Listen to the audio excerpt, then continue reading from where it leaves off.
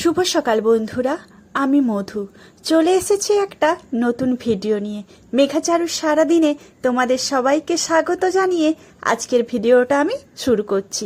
আর প্রথম থেকে শেষ পর্যন্ত দেখতে থাকো, আশা করছি খুব ভালো লাগবে। আর তোমরা যে যেখান থেকেই আমার ভিডিওটা দেখছো, আশা করছি তোমরা খুব ভালো আছো আর সুস্থ আছো। আমিও খুব ভালো আছি। আর আমার ভিডিওর মধ্যে যদি কোনো অংশ তোমাদের ভালো লেগে থাকে তাহলে একটা লাইক করে দাও আর আমার পরিবারের সদস্য হয়ে পাশে থেকো।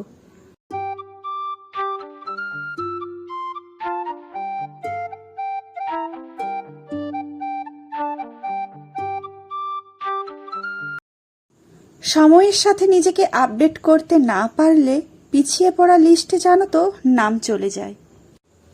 জানো তো আজকে অনেক তাড়াতাড়ি উঠেছি, ওই ভোর 5টার সময় কিন্তু আমি ঘুম থেকে উঠেছি। কেন বলো তো? রাতে ভেবেছিলাম যে আজকে কিন্তু একটু দেরি করেও যেমন শুচ্ছি, কালকে আবার একটু দেরি করেও উঠবো। কিন্তু ওই যে শোবো, তখন হঠাৎ করে ওই যে ফোনে মেসেজ চলে এলো নাচে ক্লাস হবে। তাই ভাবলাম যে না, আমাদের ঘুমটা মনে হয় হবে না, তাড়াতাড়ি করে কিন্তু উঠে পড়তে হবে। আর সেই জন্য দেখো সকাল সকাল 5টার সময় কিন্তু ঘুম থেকে উঠে পড়েছি। আর ঘুম থেকে উঠে আমাদের গৃহবধূদের যা সমস্ত কাজ থাকে, বাসি কাজ, সেই সব কাজগুলো কিন্তু আমি একের পর এক সেরে নিয়েছি। কাজটা সেরে নেওয়ার পরে দেখো এইদিকে দুধ বসিয়ে দিয়েছি আর ওইদিকে পেঁয়াজ আর লঙ্কা ভাজা করতে বসিয়েছি। ওইটা দিয়ে কিন্তু আমরা মুড়ি খেয়ে নেব। আর দুধ গরম করে চারুকে মুড়ি দেব, আর না হলে ছাতু খেলে ছাতু দেব। তো সেই জন্য আজকে আমি তাড়াতাড়ি উঠেছি। আর এদিকে হচ্ছে যে একটু ফ্রিজে জানো তো চাউমিন ছিল। মেঘা বলছে যে মা আমাকে চাউমিনটা গরম করে দাও, তাহলে আমি ওই চাউমিনটা খেয়ে নেব। ওকে তাড়াতাড়ি করে আমি চাউমিনটা খাইয়ে দিয়েছি। আজকে কিন্তু মেঘার কিন্তু নাচের ক্লাস ছিল। আর তাড়াতাড়ি রেডি হয়ে জানো তো 7:45টার দিকে আমি তো বেরিয়ে চলে গেলাম। ওখানে গিয়ে বসেছিলাম। বসতে বসতে জানো তো হঠাৎ মনে পড়েছে যে এখনো কেউ কেন আসছে না, তাহলে কি আমি ভুল মেসেজ দেখেছি? তো মেসেজটা একবার চেক করছি। চেক করতে করতে জানো তো বোকার মতো জানো তো একটা কাজ করে ফেলেছি। আর টাইমটা দিয়েছিলে কখন জানো তো? রাত্রি 8টা। আর আমি সকাল 8টার সময় ক্লাবের সামনে বসে আছি। কাউকে না দেখতে পেয়ে মনে একটু সংশয় হয়েছিল, তো সেই জন্য বারবার করে মেসেজটা চেক করতে দেখছি যে PM না AM। দেখছি যে 8-এর পরে জানো তো PM আছে। এ বোকা ছাড়া আর কি বলবো বলো তো? এই রকম ভুল কিন্তু আমার কোনো দিনও হয়নি। আর ওদের সবসময় নাচের ক্লাসটা শনিবার সকালে হয়।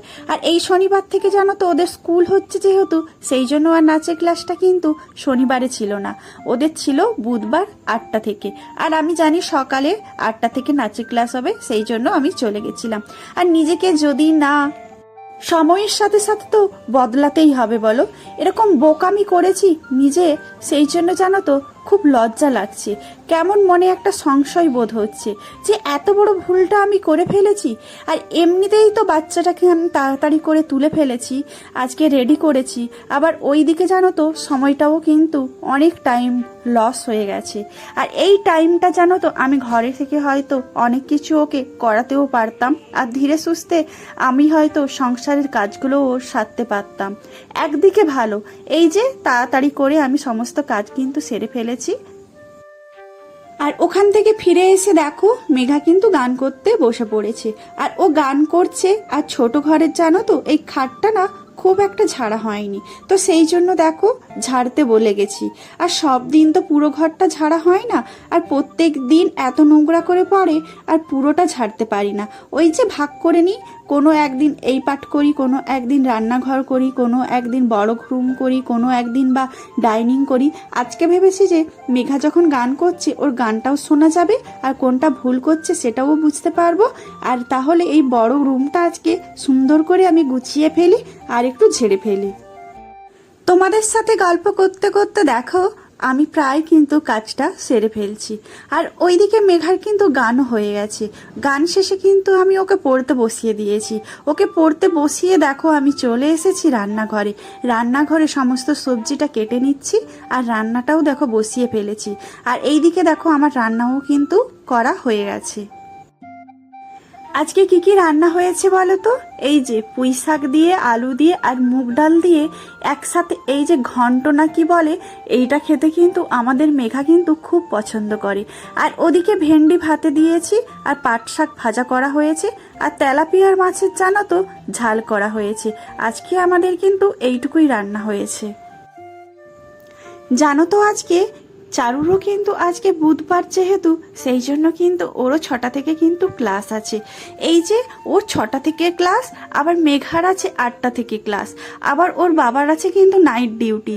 আর এই টাইমের মধ্যে কিন্তু আমাকে অনেকগুলো কাজ সেরে ফেলতে হবে। ওদের টিফিন বানানো থেকে শুরু করে, আবার আছে রাতের খাওয়ার থেকে শুরু করে, আমাকে যাওয়া আসা করতে ওই যে 1 ঘন্টা 45 মিনিট টাইম পাবো, এইটুকু টাইমের মধ্যে কিন্তু আমাকে রান্না করতে হবে। আর বিকেল বেলা 5টার সময় আমি ঘুম থেকে উঠে পড়েছি, ওদের একটু পেয়ারাও কেটে দিয়েছি, ওরা খাচ্ছে। আর এইদিকে আমি চারুকে রেডিও করে নিয়েছি। রেডি করার সাথে সাথে দেখো আমি একটু চাউমিন বানিয়ে নিচ্ছি, কারণ মেঘা ওটা বাড়িতে থাকবে, মেঘা নিজে নিয়ে খেতে পারবে।